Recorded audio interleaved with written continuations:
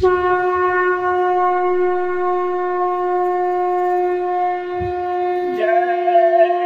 गुरुदेव, जय गुरुदेव, जय गुरुदेव। प्यारा नाम रहेगा, तुम्हारा काम यही करेगा। हाथ जोड़ कर विनय हमारी, हो जाओ सब शाकाहारी।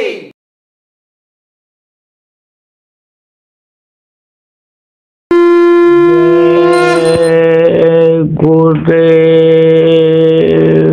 अब डगमग डिगमिग कायंत हुआ, अति निकट दूर का पंथ हुआ।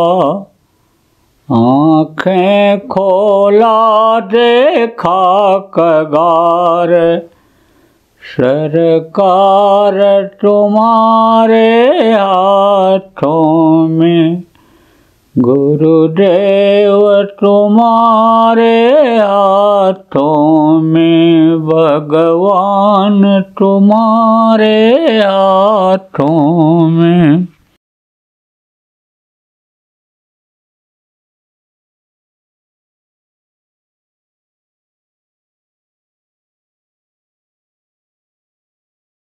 अंदर से जीवात्मा में जो कान है, उससे इन ध्वनियों के मुंह से जो आवाज़ निकलती है उसको सुनना, यह कहलाता है भजन।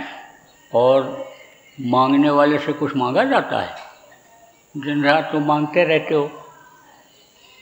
अब इन चीज़ों की ज़रूरत पड़ेगी, दुनिया की चीज़ों को आप मांगते रहते हो, उनकी ज़रूरत अगर पड़ेगी तो उन्हीं से हम भी मांग लेंगे जिससे आप मांगते हो। और अब तो अन्य समझो मांगने की ज़रूरत भी नहीं। दाता मेरे सद्गुरु, और देत न माने हाथ। गुरु महाराज तो देने में कोई कंजूसी करते ही नहीं है।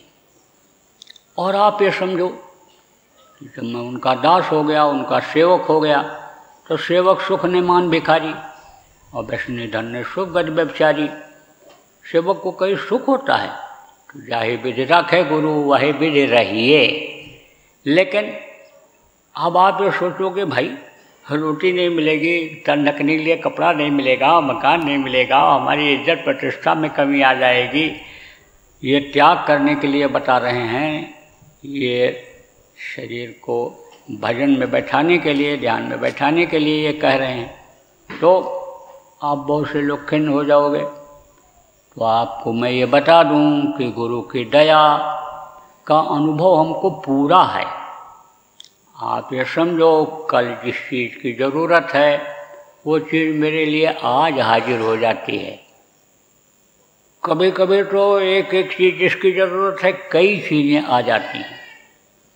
आपको विश्वास नहीं पड़ेगा कि कोई चीज़ हमारी कहीं रह गई, छूट गई, या कोई बात हुआ, और जब दूसरी जगह मैं पहुंचा तो वही चीज़ वहीं उसी तरह की मिली।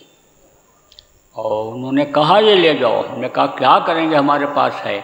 बोले नहीं, मेरे अंदर में प्रेरणा हुई कि ये उनके लिए ले आया जाए, हम उनको दे दिया जाए। तो इस तरह से तार जहाँ का जिस जीव का है, सबका जीव का वहाँ जुड़ा हुआ है, वहाँ से तार हिल जाता है। ये आपको विश्वास करने वाली बात है। तो दुनिया की चीज़ों की कमी अन्य समझ लो कि नहीं होती है, तो आपसे क्या मांगूं। लेकिन कहोगे भाई देना चाहिए। जब दीक्षा लिया जाता है, जिसको मंत्र कहा जाता है, भगवान के मिलने का रास्ता यानी नामदान लिया जाता है, तो दक्षिणा में कुछ दिया जाता है। तो मर्यादा जो बनी हुई है उसको भी हम नहीं ख़त्म करना चाहते हैं। इसीलिए हम किसी का घर नहीं छुड़ा रहे, बाल बच्चों को नहीं छुड़ा रहे, ज़मीन जायदाद को नहीं छुड़ा रहे, जात पात को नहीं छुड़ा रहे। हमारे यहाँ तो कोई जात पात नहीं है। हरि का भजन सो हर का होई। यहाँ तो सब भजन करते हैं, हरि को जानते हैं। तो जो हरि को जानता है, हरि का भजन करता है, वो हर किसी का होता है। तो हमारे यहाँ तो कुछ नहीं। हमारे यहाँ तो मानव है, मानवता है, इंसान जिसको कहते हैं, इंसान इंसानियत है। और उस मालिक ने भी बनाया, इंसान आदमी बनाया। ये तो फरकाबाजी अब लोगों ने फैला दिया, भाई भतीजाबाद, जातवाद, कौमवाद, और ये बातें अब लोगों ने स्वार्थ में फैला दिया। पहले ऐसा नहीं था, पहले इतनी फरकेबाजी नहीं थी। और अगर जाति का बंटवारा था भी तो कोई किसी को सताता नहीं था, मारता नहीं था, नियम का जो अनियम था उसका उल्लंघन नहीं करता था, कोई ज़रूरत से ज़्यादा उसका फेवर नहीं करता, मदद नहीं करता, सब अपने अपने कर्तव्य का पालन करते थे। लेकिन अब बहुत ज़्यादा ये चीज़ें हो गई। लेकिन हमारे यहाँ कुछ नहीं, हमारे गुरु महाराज के पास भी नहीं था। संत भेदभाव इस तरह का नहीं करते हैं, जात पात का या काले का या गोरे का या पढ़ा लिखा का या अनपढ़ का, गरीब अमीर का, उनके यहाँ भेद नहीं होता है। तो संत का ही तो चेला मैं भी हूँ। गुरु महाराज हमारे संत थे, पूरे संत थे, तो हमको भी उसी आदर्श पर चलना है जिस पर हमारे गुरु महाराज चलते थे। और जो जीवात्माओं को देख लेता है तो जीवात्मा तो सबकी एक जैसी है, उसके अंदर से सारे भेदभाव खत्म हो जाते हैं। शरीर काला हो, गोरा हो, एक उंगली न हो, हाथ छोटा हो जाए, पैर छोटा हो जाए, आँख छोटी हो जाए, बड़ी हो जाए, चेहरा गोल हो जाए, लंबा हो जाए, ऐसा तो हो सकता है। लेकिन जीवात्मा न छोटी होती, न बड़ी होती है, न काली होती है, न गोरी होती है, सबकी एक जैसी है। तो जो जीवात्माओं को समझ जाता है, जीवात्माओं को देख लेता है, उसके अंदर कोई भेदभाव नहीं होता है। तो हमारे यहाँ तो सब एक जैसे हैं। लेकिन आपसे अगर ये कहा जाए कि सब एक जैसे हो, एक जैसे रहो, तो बहुत से लोग आप तिनक जाओगे, बेचक जाओगे और कहोगे बाबा तो साफ ख़त्म कर दे रहे हैं, साफ को एक में मिला दे रहे हैं, कैसे कर रहे हैं, तरह तरह की विडम्बना आप करने लगोगे। इसलिए हमारे गुरु महाराज भी कहते थे कि भाई जहाँ तुम रोटी खाते हो वहीं रोटी खाओ, और जहाँ लड़का लड़की का शादी ब्याह करते हो वहीं पर करो। तो हमको भी उन्हीं के बताए हुए रास्ते पर चलना है, उसी पर चिन्हों पर चलना है। तो हम भी यही कहते हैं कि ना आपको जाति छोड़ना, ना आपको धर्म छोड़ना, ना बाल बच्चों को छोड़ना। जहाँ पर शादी ब्याह आप करते हो वहीं पर करो, जहाँ रोटी खाते हो वहीं पर खाओ, वहीं पानी पियो। हम भी यही कहते हैं। अब आपकी जो मर्यादाएं बनी हुई हैं उसको भी हम नहीं छुड़वाते। बहुत से लोग कहते हैं कि ये मना कर देते हैं, मंदिर में न जाओ, मस्जिद में न जाओ, गिरजाघर में न जाओ, ग्रंथ न पढ़ो, और जो है इनसे कुछ नहीं मिलने वाला है, ऐसा नहीं वैसा नहीं। तो भाई आपको समझने की ज़रूरत है कि जो बंधन में है वो आपको बंधन से मुक्त नहीं कर सकता है, और जो अन्य समझो कि सिमट जाने वाला है वो आप कैसे बचा सकता है। तो ये जब सत्संग बराबर आप सुनोगे तब आपके समझ में आ जाएगा कि ये सब बंधे हैं, सब बंधे तुम गाढ़े बंधनान, सब बंधे हुए हैं। जितने ये हैं लिंग शरीर वाले हों, चाहे ये स्थूल शरीर वाले हों, चाहे कारण शरीर वाले हों, चाहे देवी हों, चाहे देवता हों, चाहे ये ब्रह्म हों, सब बंधे पड़े हैं। तो जब ये खुद ऊपर नहीं जा सकते हैं, बंधे पड़े हैं, तो आपको क्या ले जाएंगे। इसलिए बताना जरूरी है। और जब आप इनको अंतर में देखोगे, आप मंदिर में क्यों जाते हो, भगवान का दर्शन करने जाते हो, मस्जिद में नमाज अदा करने जाते हैं, बहुत से लोग ग्रंथ का पाठ पढ़ते हैं कि उसमें कोई चीज़ हमको मिल जाए। तो अब आप ये समझो कि जब अंदर में जो गुरुवाणी हो रही है वो सुनाई पड़ जाएगी, जब अंदर में इबादत कबूल हो जाएगी, खुदा का दीदार हो जाएगा, उसका दर्शन हो जाएगा, उसके अनहद वेद वाणी जिसको कहा गया वो जब सुनाई पड़ जाएगा, तब आप ये समझो कि आपको यकीन हो जाएगा, विश्वास हो जाएगा। संतों का अनहद अलग होता है। संत जो अनहद बताते हैं यानी उसमें खिंचाव होता है, और ये भी अनहद कहते हैं किसको, ये जो ब्रह्मा के मुँह से आवाज़ निकल रही है, जो विष्णु के मुँह से आवाज़ निकल रही है, जो देवताओं के मुँह से आवाज़ निकल रही है, यानी ये क्या है, ये समझो ये भी अनहद कहा लोगों ने। लेकिन इसमें खिंचाव नहीं होता है, इसमें रास्ता नहीं मिलता है, वहीं तक का जीव रह जाता है। 7 मंजिला मकान पर जाना हो, सीढ़ी पर चढ़ोगे तो सीढ़ी बनाने वाले क्या करते हैं, एक मंजिल पर पहुँचाए, दूसरे मंजिल का फिर रास्ता वहीं दिखा देते हैं कि अब इस सीढ़ी पर चढ़ो। अब जब वहाँ दूसरी मंजिल पर पहुँचोगे तो तीसरी मंजिल का रास्ता मिल जाएगा, वहाँ की सीढ़ी मिल जाएगी और सीढ़ी पहुँच जाओगे। तो जो संतों का अनहित है वो जो बताते हैं, अनहद जिसको कहा गया, वेदवाणी अलग और अनहद अलग। वेदवाणी क्या है, उसको भी अनहद कहा लोगों ने। तो वो वेदों की वाणी उनसे निकलती रहती है और वेद निकला ब्रह्मा के मुँह से, उसमें भी नियत लिखा है कि आगे कुछ और है, लेकिन ये नहीं पता आगे क्या है, क्योंकि जिसके मुंह से आवाज़ निकली ब्रह्मा के मुंह से, उसने भी कहाँ से आवाज़ आ रही उतर रही आयत उसको नहीं देख पा रहे हैं, तो उनको खुद को नहीं पता है।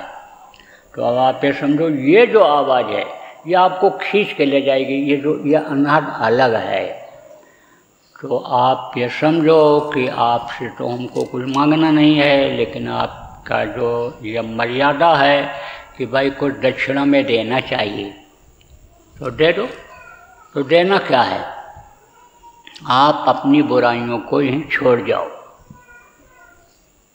और आपने अभी तक जो मांस खाया, मछली खाया, अंडा खाया, जो आपने शराब पिया, अब सब आप यहीं छोड़ जाओ।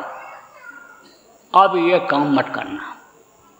जो भी आपने ये समझा कि ये बुरा कर्म है, ये पाप है, उस कर्म को आप मत करना। और जब आप आते जाते रहोगे, सत्संग सुनते रहोगे, तो सारे पाप और पुण्य समझ में आ जाएगा। आप कभी ऐसी परिस्थिति बनती है कि आप नहीं पहुंच सकते हो। अभी पिछले दिनों में तो घर से निकलना मुश्किल था, कोरोना बीमारी की वजह से लॉकडाउन लगा हुआ था। ऐसी स्थिति जब आवे तो आप घर में भी बैठ कर के ध्यान लगाओगे, भजन करोगे, सुमिरन करोगे, तो सब आपके समझ में आ जाएगा कि अच्छा क्या है, बुरा क्या है। तो जो मोटी मोटी चीज़ें हैं, यानी जो शरीर के अंग को अपवित्र करती हैं, इसको नापाक कर देती हैं, इबादत भजन के लायक नहीं रखती हैं, उन चीज़ों को मैं आपको बता रहा हूँ। आप मांस मत खाना, मछली मत खाना, अंडा मत खाना और शराब मत पीना। देखो, शाकाहार सबसे उत्तम आहार है, सबसे उत्तम। मांसाहारियों को ही ज़्यादातर बीमारियां होती हैं, क्योंकि खून खराब हो जाता है। जो आदमी खाता है उसी से खून बनता है। आप ये समझो, जब मांस खाएगा तो मांस से खून बनेगा, और जैसा खून होता है उसी हिसाब से उसमें गर्मी और धीमापन यानी आता है। और जब चढ़ता है यानी खून में गर्मी आती है, तब कहते हैं ब्लड प्रेशर हाई हो गया, तब दिमाग काम करता है, बुद्धि काम करती है। ऐसे ही आदमी की बुद्धि खराब हो जाती है, ज्ञान खत्म हो जाता है, माँ बहन बहू बेटी की पहचान खत्म हो जाती है। इसलिए आप से ये कहना चाहूँगा कि आप मांस मत खाओ। आप देखो जितने अपराध हो रहे, आप ये समझो इसी वजह से हो रहे, मांस खाने की वजह से हो रहे, नशे का सेवन करने की वजह से हो रहे हैं। और अब आए दिन देखो, आप ये समझो 2 दिन के अंदर आप ये समझो कि कई लड़कियों के साथ गलत काम कर बैठे लोग। बहुत सारी घटनाएं हो रही अभी 2 दिन के अंदर ही। तो इस तरह की प्रवृत्ति आदमी की बन जाती है। पशुओं को कोई ज्ञान रहता है, कुंवार महीना चल रहा है, कुत्ते पागल हैं इस समय, उनको कोई ज्ञान है कि इसी से हम पैदा हुए, ये मेरी माँ है, ये इसके साथ ही इसी के पेट से, इस माँ के पेट से हम पैदा हुए और ये हमारी बहन है। कोई ज्ञान रहता है? बुद्धि भ्रष्ट हो जाती है और खून बेमेल हो जाता है, तो तरह तरह की बीमारियां हो जाती हैं। तो मांस मत खाना। और देखो, लोगों को बताते भी रहो, समझाते भी रहो। और आज संयोग की बात ऐसी है कि ऐसे दिन पर आपको मना किया जा रहा है मांस खाने से कि जब शाकाहारी दिवस पूरा विश्व मना रहा है। अब विश्व में शाकाहारी तो लोग बहुत हैं, लेकिन अपने को शाकाहारी कहना पसंद नहीं करते हैं।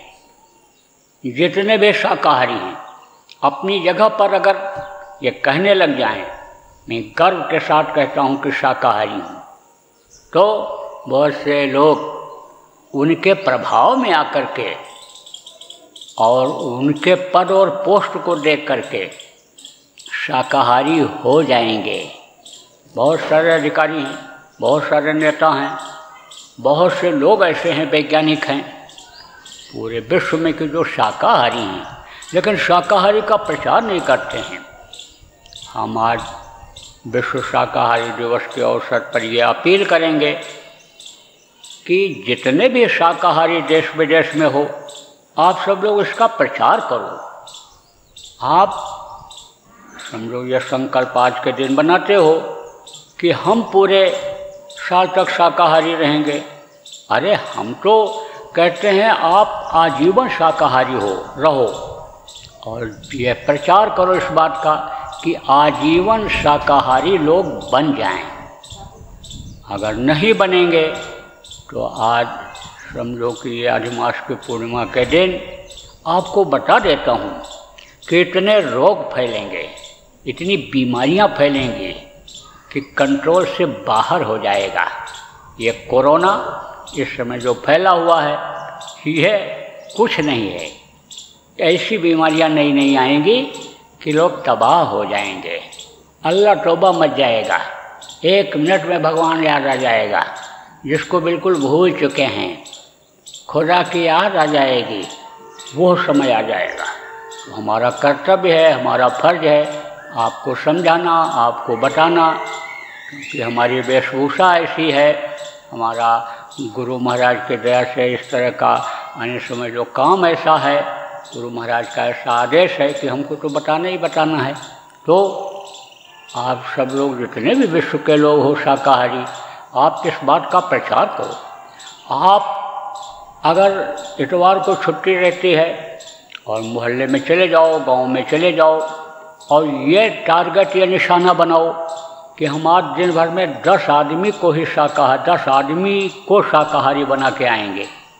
अब आप ये समझ लो 4 इतवार होता है, 40 आदमी को आप 1 महीने में शाकाहारी बना दोगे। अब सोचो इसी तरह से कितने शाकाहारी हो जाएंगे।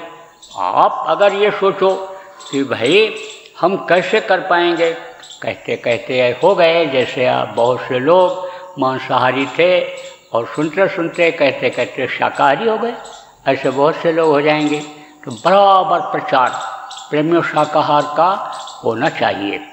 और आज शाकाहारी आने समय लोग की आने शाकाहारी विश्व दिवस के अवसर पर, शाकाहार दिवस पर एक अपील हम और करेंगे कि आप सब लोग नशा मुक्त हो जाओ।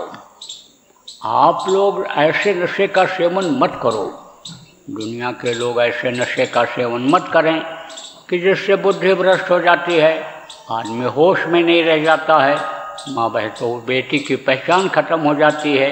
ऐसे नशे का सेवन मत करो। आप ये समझो, अगर नहीं मानोगे तो किसी न किसी दिन आप कानून के चपेट में आओगे और किसी न किसी दिन कुदरत के चपेट में आओगे। बीमारियां बढ़ेंगी, इस वजह से भी बढ़ेगी। और आप ये देखो कि जिस चीज़ पर प्रतिबंध है उस चीज़ को लोग खा रहे हैं, कोई छुपा के खा रहा है, कोई सरेआम खा रहा है, कोई पार्टी में खा रहा है, कोई पार्टी में पी रहा है। तो वो चीज़ छिपी नहीं है, जब तक छिपी है, और जहाँ पोल खुला तहाँ देखो अच्छे अच्छे इसमें आ जाएंगे। ये ड्रग का जो चल रहा है इसमें अच्छे अच्छे आ जाएंगे, अच्छे अच्छे अधिकारी, अच्छे अच्छे नेता जिनको कहते हो, बाहर से सफ़ेद पोश लोग आने समझ लो, ये सब उस घेरे में आ जाएंगे।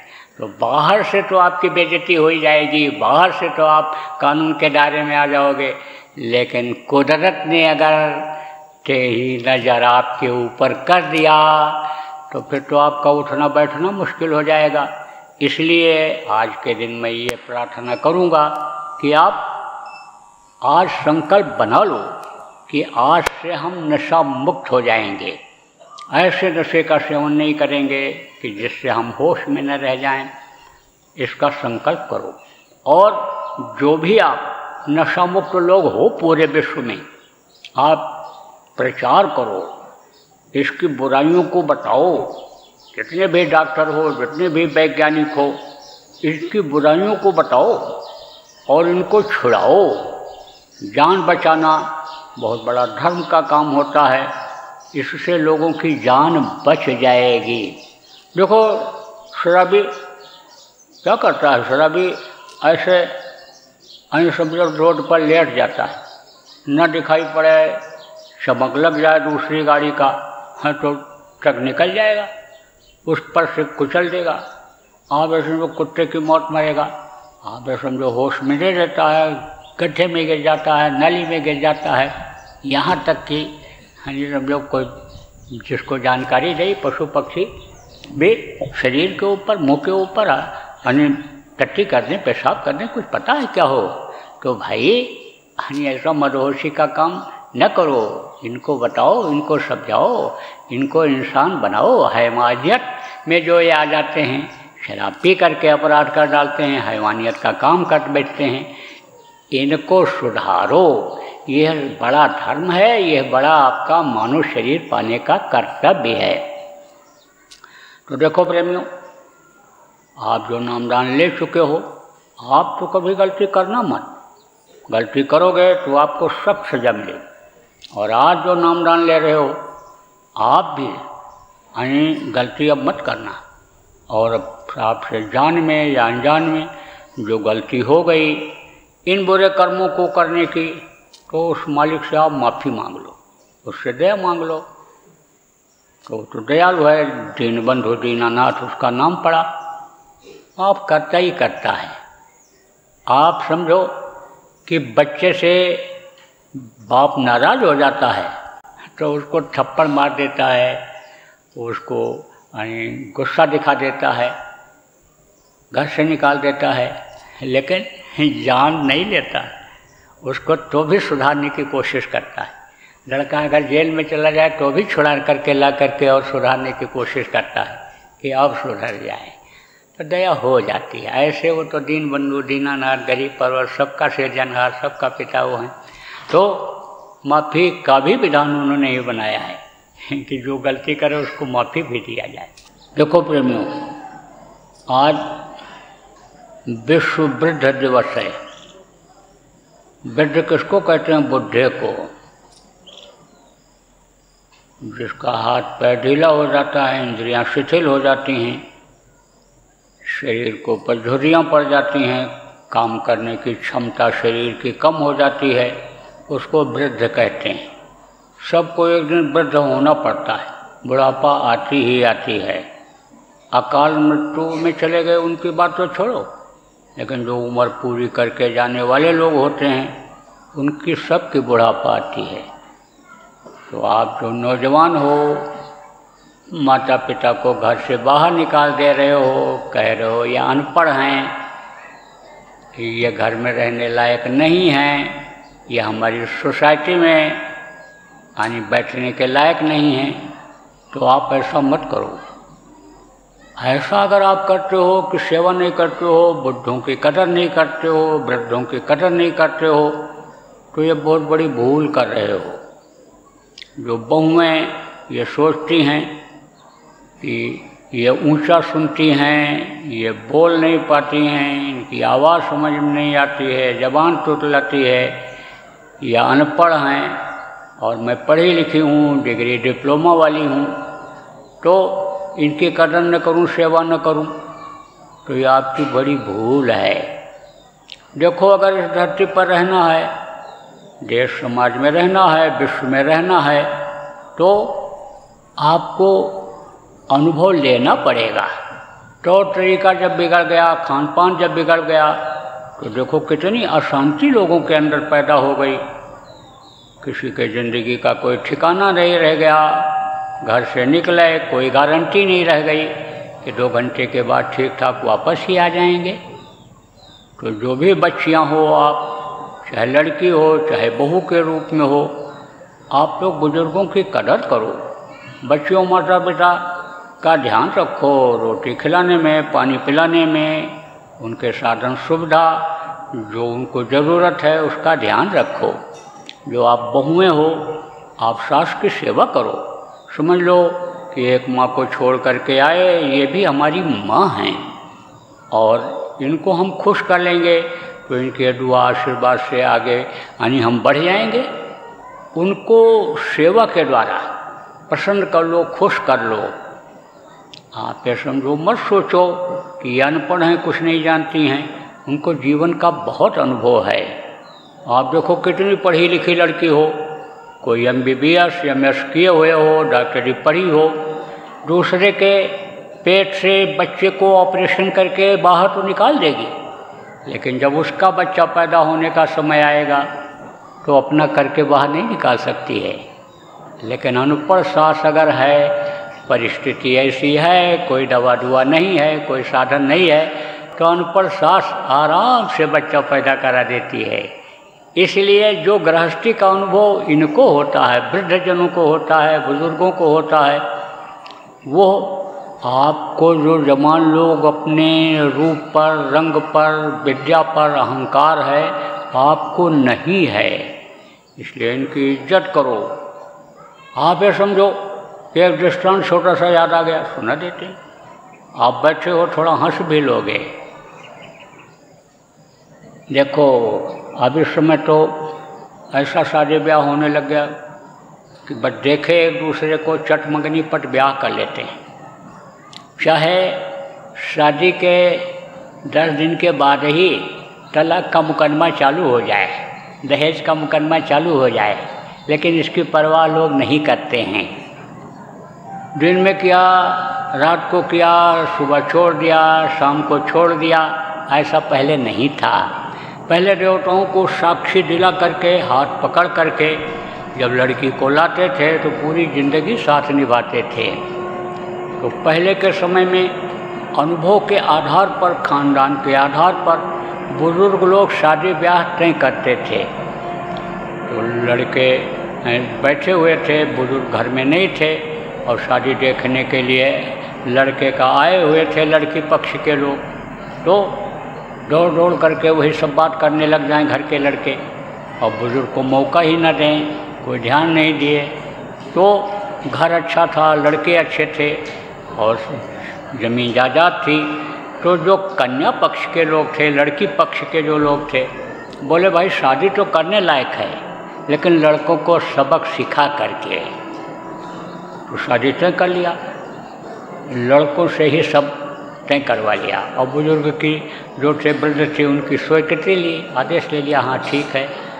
लेकिन एक शर्त रख दिया कि शादी में, बारात में कोई बुढ़ा नहीं आएगा, सब जवान ही जवान लोग आएंगे, और अगर कोई बुढ़ा आ गया तो शादी नहीं होगी। अब ये तो बहुत खुश हो गए, जिनके बाल पक रहे थे वो भी काला करा लिए, और मूछें जिनकी पक रही थी वो भी मुड़वा लिए, और साफ पैंट पतलून पहन करके टाइट हुई लगा के फिट हो गए। बोले हम जवान जवान ही जाएंगे। तो बुढ़े ने कहा हमको लेते चलो, और नहीं तो शादी नहीं होगी, बैरंग लौटाओगे। तो लड़कों ने कहा, उसने कहा है कि जवान ही आएंगे तो आपको ले जाएंगे तो शादी नहीं होगी। तो बुढ़े ने कहा हमको बक्से में बंद कर लो, सुराग बना देना, हम सांस लेते रहेंगे, वहीं बैठे रहेंगे।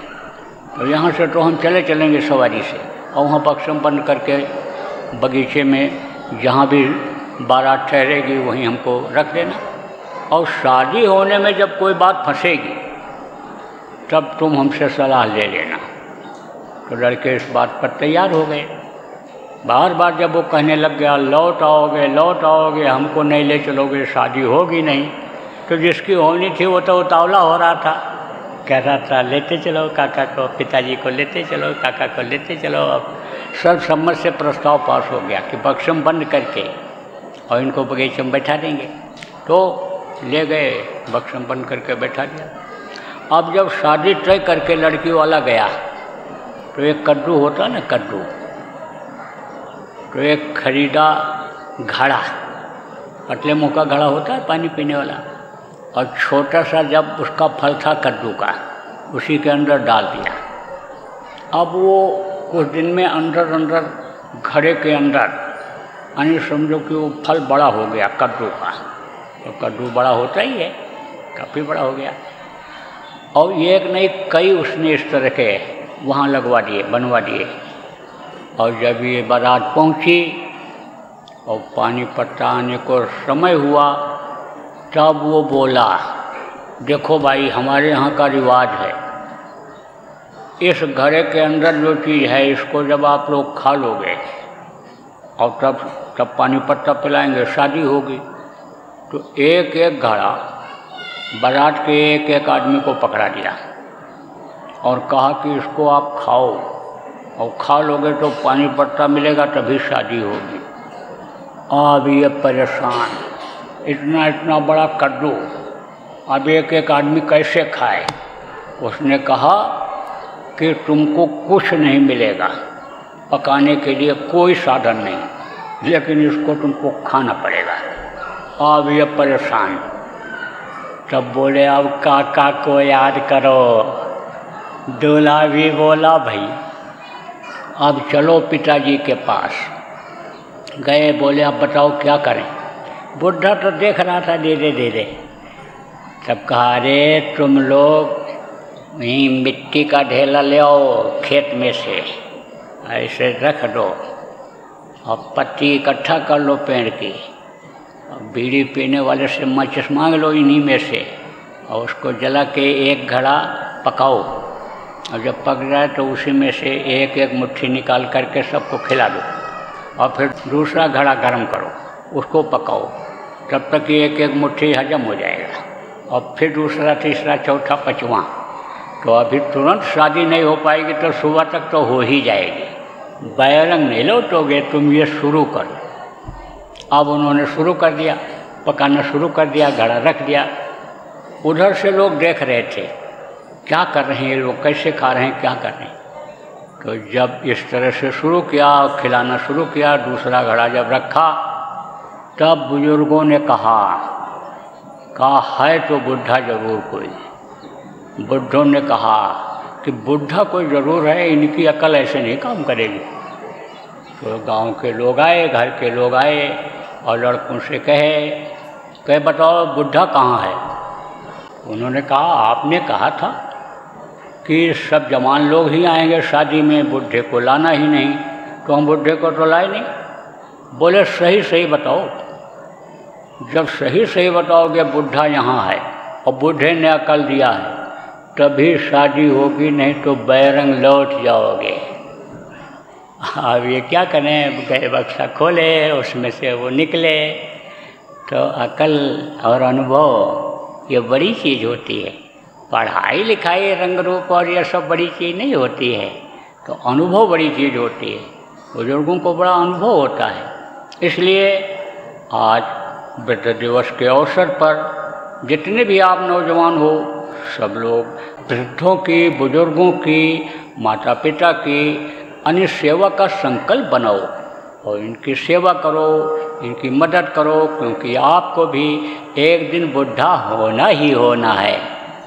जितनी भी बहू बेटियां हो, आप लोग भी अपने माँ की, अपने दादी की, अपने सास की, ददिया सास की सेवा करो, उनको अन्य सम्मान दो। आज के दिन यह पूरे विश्व के लोगों को संकल्प बनाने की आवश्यकता ज़रूरत है। तो बोलिए जय गुरुदेव। जय गुरुदेव। सरकारी व गैर सरकारी अनुदान के लिए बिना सत्संगियों के सहयोग द्वारा जनहित के कार्यों में लगी हुई बाबा जय गुरुदेव धर्म विकास संस्था का मुख्यालय पिंगलेश्वर रेलवे स्टेशन के सामने मक्सी रोड, उज्जैन, मध्य प्रदेश में है। यहाँ पर सत्संग व नामदान का कार्यक्रम होता रहता है। अतः आप श्रोताओं से अनुरोध है कि बाबा उमाकांत जी महाराज के आश्रम उज्जैन एक बार परिवार सहित जरूर पधारिएगा। आपके सुझाव के लिए व्हाट्सएप नंबर 9575600700। जय गुरुदेव, जय गुरुदेव।